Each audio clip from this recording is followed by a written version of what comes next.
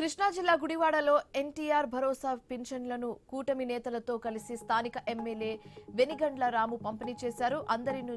అందరి మంచి కోసం సీఎం చంద్రబాబు కష్టపడుతున్నారని ఎమ్మెల్యే కొనియాడారు. కృష్ణా జిల్లా గుడివాడలో పలు అభివృద్ధి కార్యక్రమాలకు స్థానిక ఎమ్మెల్యే వెనిగండ్ల రాము శ్రీకారం చుట్టారు. 2,59,00,000 విలువైన పనులకు శంకుస్థాపనలు చేశారు. కూటమి పాలనలో గుడివాడ రూపురేఖలు మారుతాయని చెప్పారు.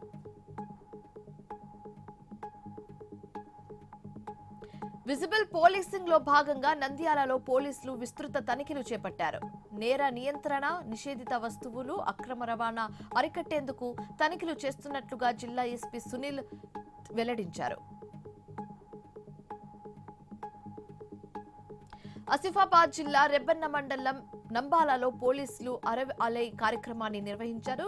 జిల్లా ఎస్పీ నితిన్ పంత్ పాల్గొని రోడ్ భద్రతపై అవగాహన కల్పించారు. ప్రతి ఒక్కరూ ట్రాఫిక్ నియమాలను పాటించాలని సూచించారు.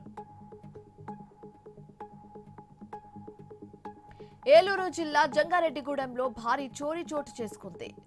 సూరాపు రాజు కాలనీలో ఓ ఇంటి బయట నిద్రిస్తున్న వాచ్మెన్ తలను పలగొట్టి దుండగులు దొంగతనానికి పాల్పడ్డారు. వాచ్మెన్ ను హాస్పిటల్ కు తరలించి పోలీసులు కేసు నమోదు చేశారు.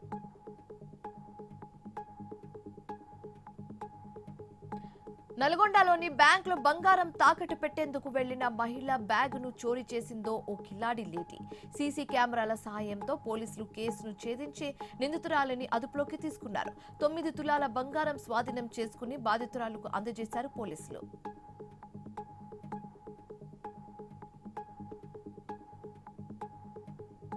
కృష్ణా జిల్లా పామూరులో రోడ్డు ప్రమాదం జరిగింది. బైక్ పై వెళ్తున్న కిరణ్ అనే వ్యక్తిని ఆర్టీసీ బస్సు ఢీకొట్టడంతో అక్కడికక్కడే మృతి చెందాడు.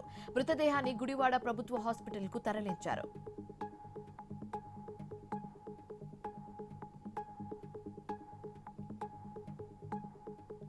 తిరుమల శ్రీవారిని పలువురు ప్రముఖులు దర్శించుకున్నారు. సినీ నటులు అడివిశేష్, మృణాల్ ఠాకూర్, అనన్య నాగిళ్ల వేరువేరుగా స్వామివారిని దర్శించుకుని మొక్కులు చెల్లించుకుని తీర్థ ప్రసాదాలను స్వీకరించారు.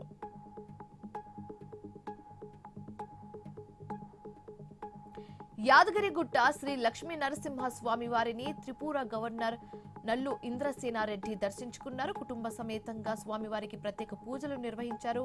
వేద ఆశీర్వచనం చేసి లడ్డు ప్రసాదాన్ని అందజేశారు ఆలయ అర్చకులు. తూర్పు గోదావరి జిల్లా కోరుకొండ శ్రీ లక్ష్మీ నరసింహ స్వామివారి కళ్యాణోత్సవం ఘనంగా నిర్వహించారు. అనేక మంది దంపతులు పాల్గొని ప్రత్యేక పూజలు నిర్వహించారు.